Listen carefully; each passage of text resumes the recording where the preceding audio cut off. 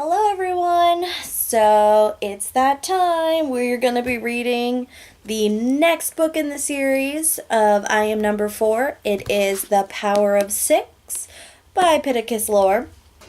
Thank you all everyone for your comments. It really made it very known that you wanted this book next, and I don't blame you. We need to figure out what's going on with our characters and meet new characters in this book. Like I said, there's going to be different points of view. We're going to meet different characters actually right off the bat, so just bear with it, and I think you're really going to love it. So without further ado, before that, don't forget to like this video and subscribe if you haven't already, and leave me a comment in the section below and hit that notification bell so you can continue getting these videos as I'm trying to upload them more frequently. So now, without further ado, we'll get on to our reading. So I'm going to start with the back, because each one is a little different. They know about the charm. They know about our legacies. They caught number 1, number 2, and number 3. They killed them all. I am number 7, one of 6 still alive. We are growing stronger. We are starting to come together. We are ready to fight. We are the last defense. Okay, so hint, we're going to meet number 7. And this is The Power of Six by Pittacus Lore. We'll begin in now.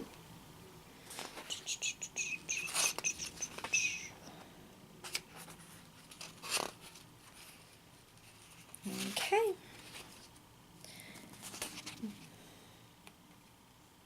Chapter 1. My name is Marina, as of the sea, but I wasn't called that until much later. In the beginning, I was known merely as Seven, one of the 9 surviving guard from the planet Lorien, the fate of which was, and still is, left in our hands, those of us who aren't lost, those of us still alive. I was 6 when we landed. When the ship jolted to a halt on Earth, even at my young age, I sensed how much was at stake for us. 9 seapan, 9 guard, and that our only chance waited for us here. We had entered the planet's atmosphere in the midst of a storm of our own creation, and as our feet found Earth for the very first time, I remember the wisps of steam that rolled off the ship and the goosebumps that covered my arms. I hadn't felt the wind in a year, and it was freezing outside. Somebody was there waiting for us. I don't know who he was, only that he handed each seapan 2 sets of clothes and a large envelope. I still don't know what was in it. As a group, we huddled together, knowing we might never see one another again. Words were spoken, hugs were given, and then we split up, as we knew we must, walking in pairs in 9 different directions. I kept peering over my shoulder as the others receded in the distance until, very slowly, one by one, they all disappeared. And then it was just Adelina and me, alone. I realize now that just how scared Adelina must have been. I remember boarding a ship headed to some unknown destination. I remember 2 or 3 different trains after that. Adelina and I kept to ourselves, huddled against each other in obscure corners, away from whoever might be around.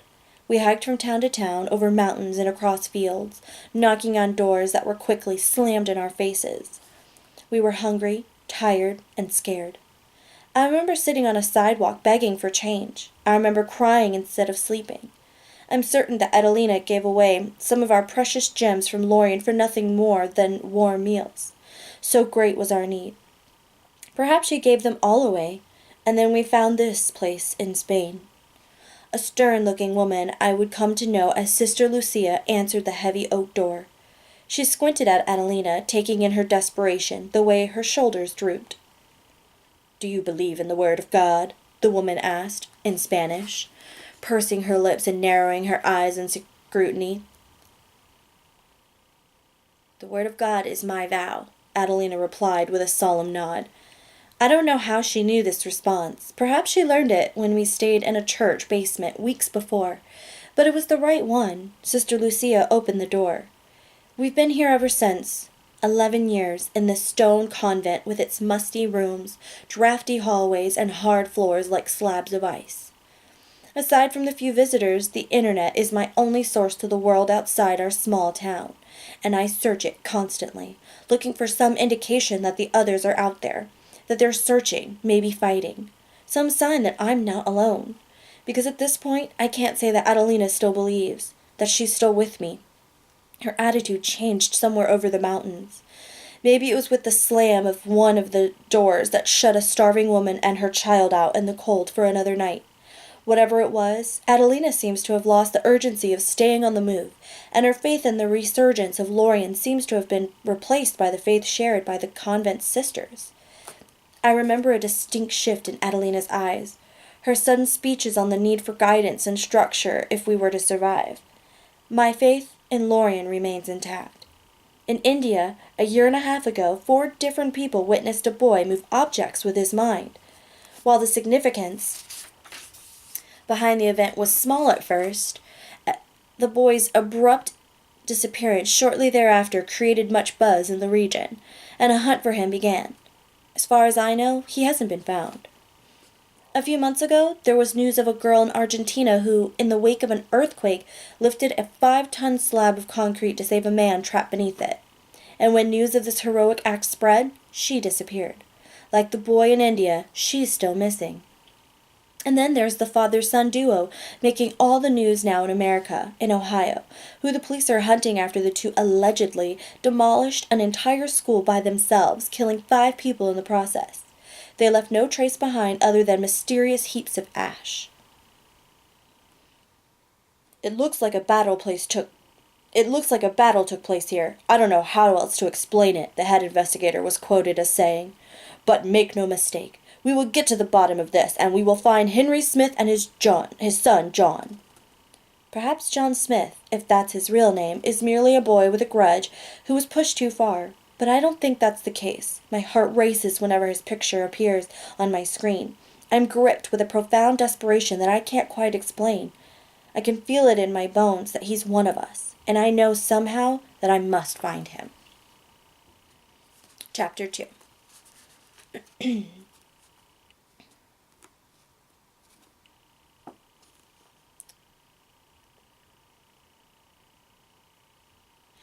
I perch my arms on the cold windowsill and watch the snowflakes fall from the dark sky and settle on the side of the mountain, which is dotted with pine, cork oak, and beech trees, with patches of craggy rock mixed throughout. The snow hasn't let up all day, and they say it will continue through the night. I can barely see beyond the edge of town to the north, the world lost in a white haze. During the day, when the sky is clear, it's possible to see the watery blue smudge of the Bay of Biscay. But not in this weather, and I can't help but wonder what might lurk in all that white beyond my line of sight. I look behind me. In the high-ceilinged, drafty room, there are 2 computers. To use one, we must add our name to a list and wait our turn. At night, there's a 10-minute time limit if somebody's waiting, 20 minutes if there isn't. The 2 girls using them now have been on for half an hour each, and my patience is thin. I haven't checked the news since this morning when I snuck in before breakfast.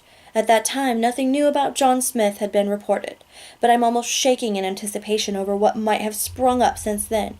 Some new discovery has been uncovered each day since the story first broke. Santa Teresa is a convent that doubles as an orphanage for girls. I'm now the oldest out of 37, a distinction I've held for 6 months after the last girl who turned 18 left. At 18, we must all make the choice to strike out on our own or to forge a life within the church. The birthday Adelina and I created for me when we arrived is less than 5 months away, and that's when I'll turn 18, too. Of all who've reached 18, not a single girl has stayed. I can't blame them. Like the others, I have every intention of leaving this prison behind, whether or not Adelina comes with me, and it's hard to imagine she will. The convent itself was built entirely of stone in 1510 and is much too large for the small number of us who live here. Most of the rooms stand empty, and those that aren't are imbued with a damp, earthy feel, and our voices echo to the ceiling and back. The convent rests atop the highest hill overlooking the village that shares the same name, nestled deep within the Picos de Europa mountains of northern Spain. The village, like the convent, is made of rock, with many structures built straight into the mountainside. Walking down the town's main road, Calle Principal, it's impossible not to be inundated by the disrepair.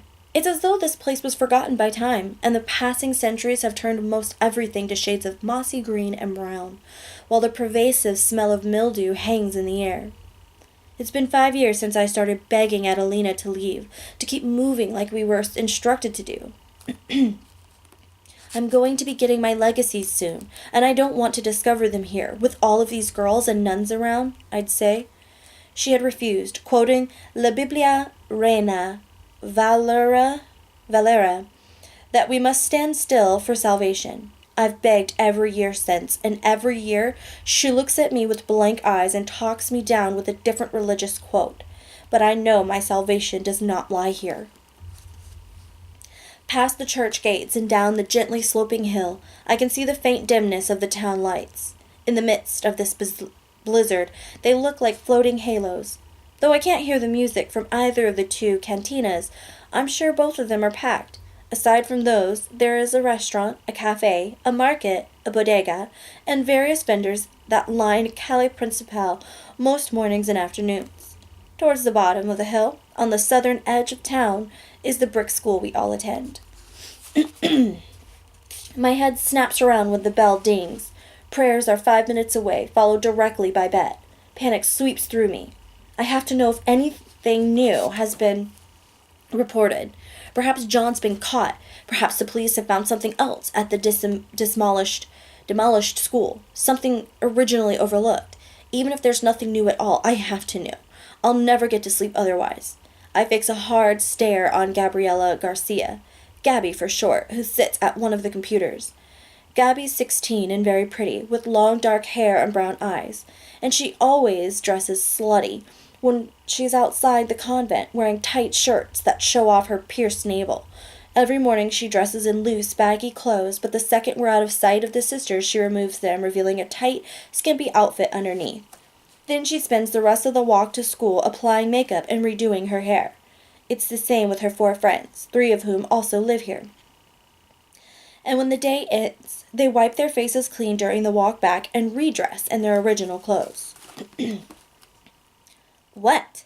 Gabby asks in a snotty voice, glaring at me. I'm writing an email. I've been waiting longer than 10 minutes, I say. And you're not writing an email, you're looking at guys with their shirts off.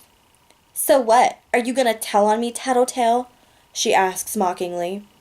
The girl beside her, whose name is Hilda, but whom most kids in school call La Gorda, the fat one, behind her back, never to her face, laughs. They're an inseparable pair, Gabby and La Gorda. I bite my tongue and turn back to the window, folding my arms across my chest. I'm seething inside, partly because I need to get on the computer and partly because I never know how to respond when Gabby mocks me. There are 4 minutes left. My impatience segues to full-on desperation. There could be news right now, breaking news. But I have no way of knowing because these selfish jerks won't give up one of the computers. 3 minutes left. I'm nearly shaking with anger.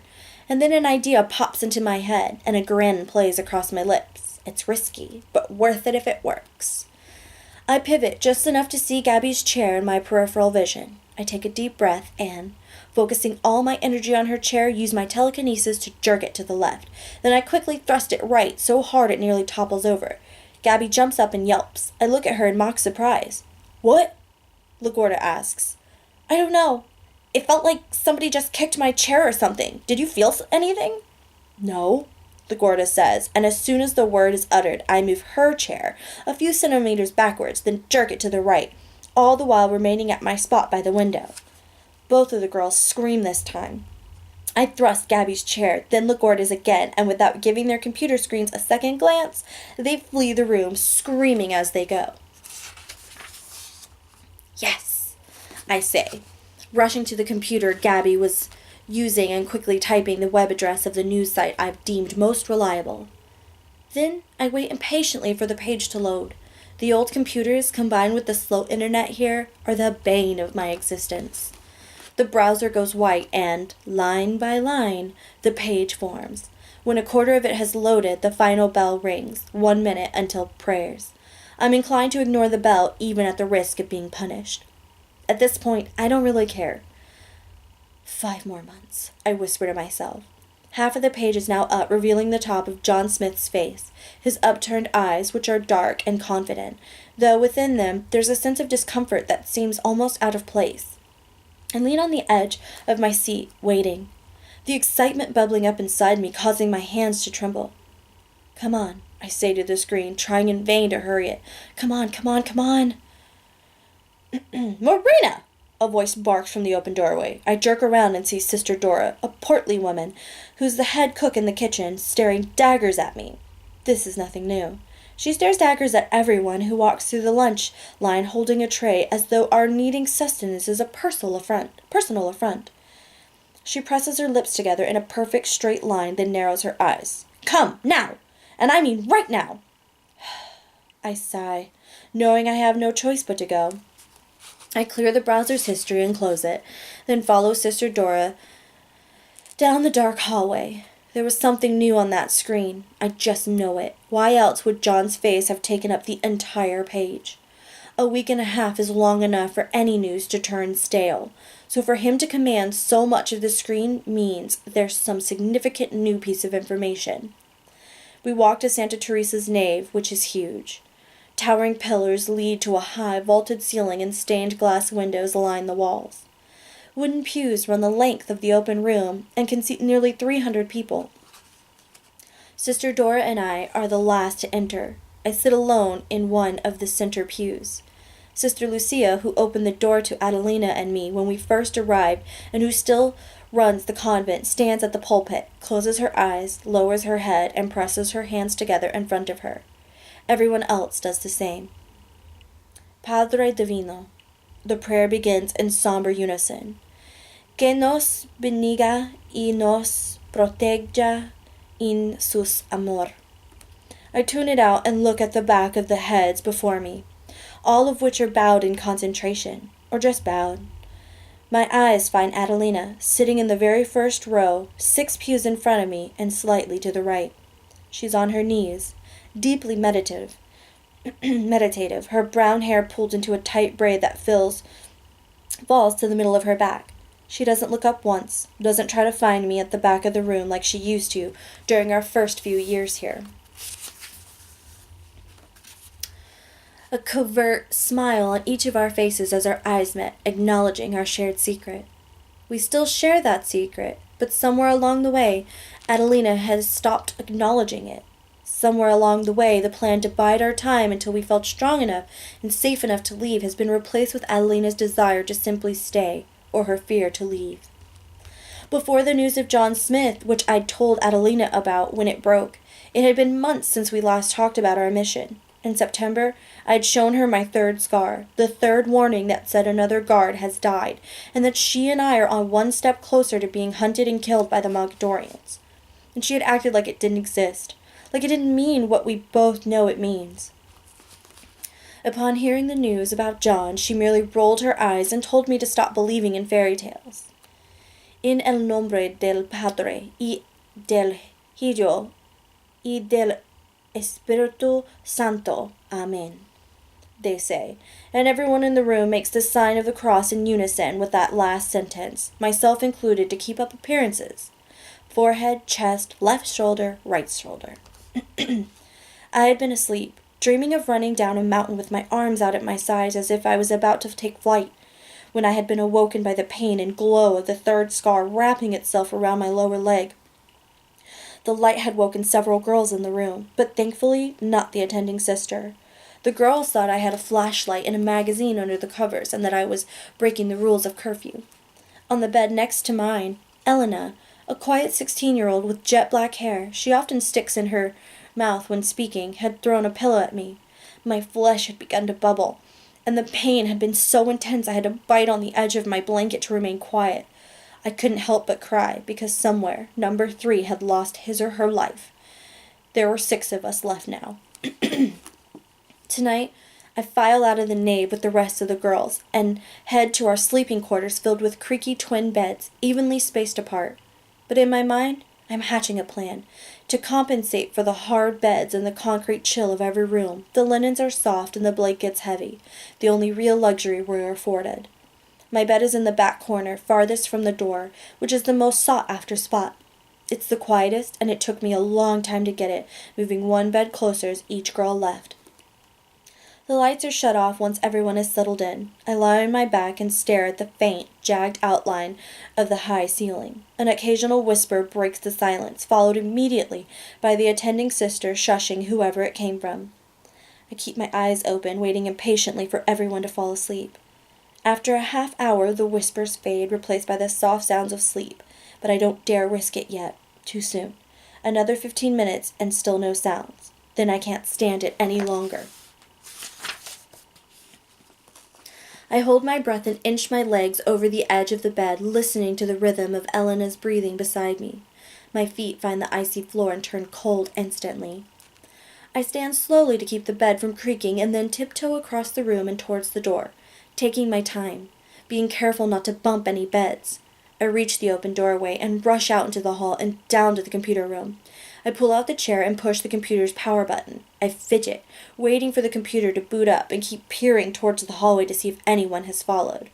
I'm finally able to type in the web address, and the screen goes white. Then 2 pictures take shape in the center of the page, surrounded by text with the top headline in bold black letters too blurry to read. 2 images now. I wonder what changed since I tried to check earlier, and then at last they come into focus.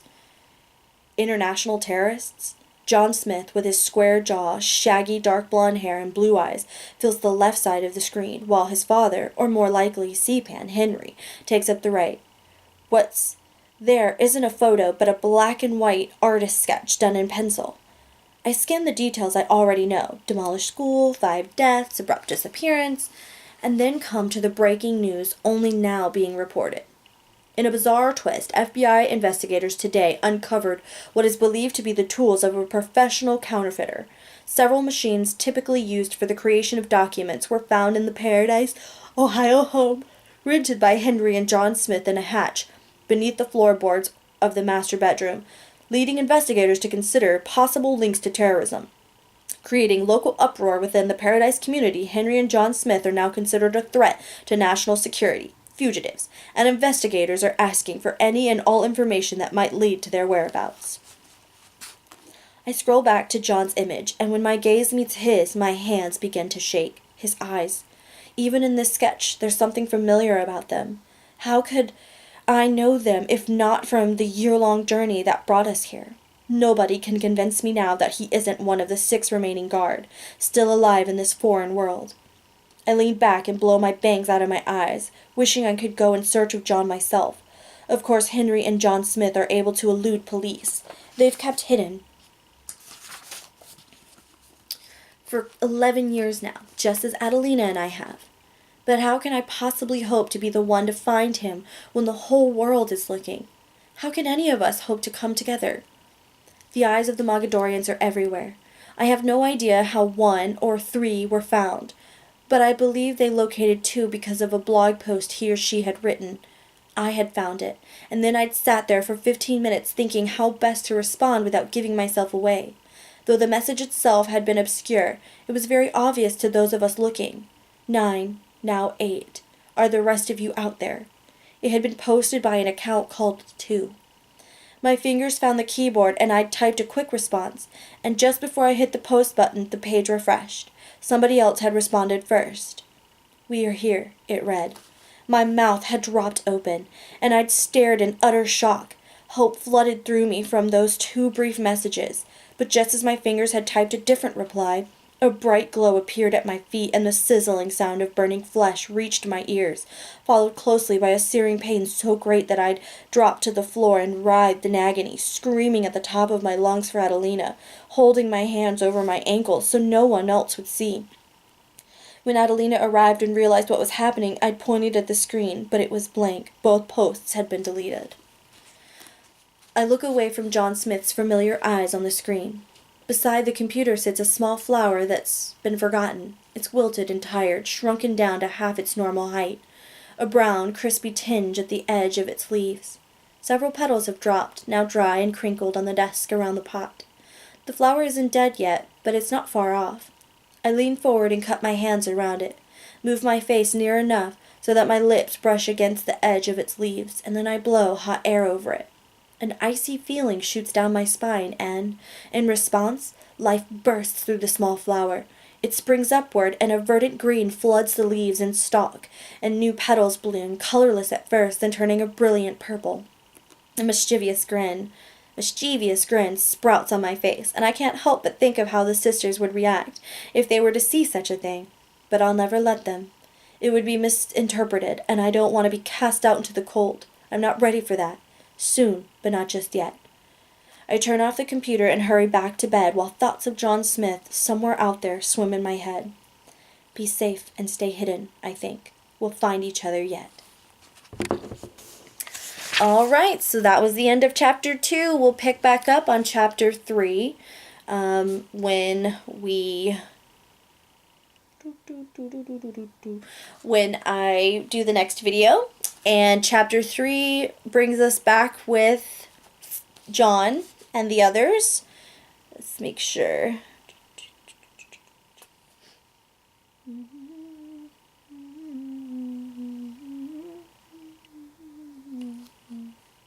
Yes. Yep. So Chapter 3 will bring us to where John, Six, Sam, and Bernie Kosar currently are at this moment in time after the ending of Book 1. Alright, let me know what you think in the comments below of meeting Marina, number 7. I know it's kind of a bit of a shock because everyone's like, wait, but I want to know what's going on immediately with John, but it's coming in the next video. Be patient with me. And like I said, like this video, subscribe to my channel, hit the notification bell so you can continue getting these videos each time I post them, and leave me a comment below and let me know what you think. Okay, so that's all for now. Reading by Ree. Thanks. Bye.